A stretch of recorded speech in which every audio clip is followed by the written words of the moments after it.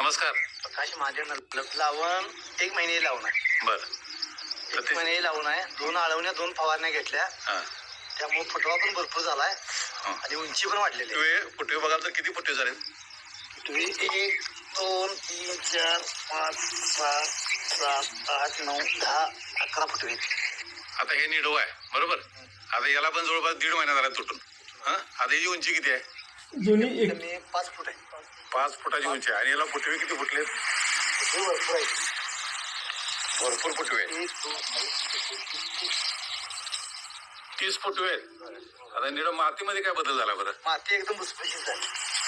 शापुडी झाली. माती खूपच आता बरेच दिवस झाले तुम्ही वापरते त्यामुळे मातीमध्ये खूपच मोठा बदल झालेला आहे बरोबर. तर आता हे निडो आहे बरोबर. आता निडो किती एकर आहे?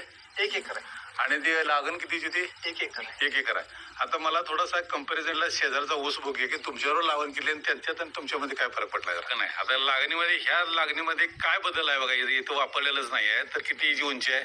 मला तर गुडघ्यात उंची आहे आणि फुटवे पण 2 2.5 फूट आहे. फुटवे 4च आहे.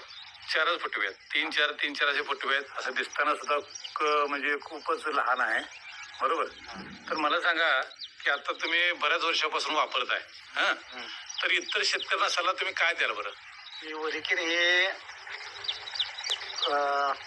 चांगला आहे आणि त्यामुळे वापरल्यानं जमीन पण भुसभुशीत होते. ऊसाची उंची वगैरे फुटवे वगैरे भरपूर येतात आणि जमीन चांगली लागते. आता ह्याचा फायदा तुम्हाला कंटिन्यू ॲव्हरेज मध्ये वाढत गेलेला आहे बरोबर. तर मागच्या वेळेला या निडव्याचा किती फायदा झाला तुम्हाला?